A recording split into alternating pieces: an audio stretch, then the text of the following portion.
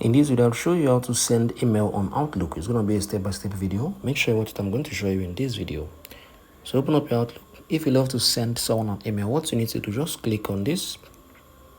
So this is going to come out. So the first thing you need to do, you're going to click on these two, right? You want to add the person's address you want to send it to, then subject, right? So let me say, I can just type, let me say for test. I'm using this for an example for test 1, 2, 3, 4, 5, 7, 7, 7 outlook dot.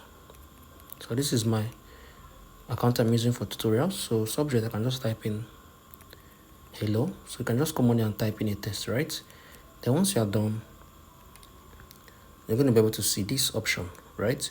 So if you click on this, you can be able to come on here and remove this as well. So once you are done with what you are doing, you're going to see this at the top. So click on it. So once you click on it, you're going to be able to send it, right? So you can see email sent. So this is basically I can be able to send email here on Outlook. So you can see it. I just sent this to myself and it's just reflected. So if you found this video helpful, share your thoughts below in the comment section. Thank you all for watching. I'll see you in the next video.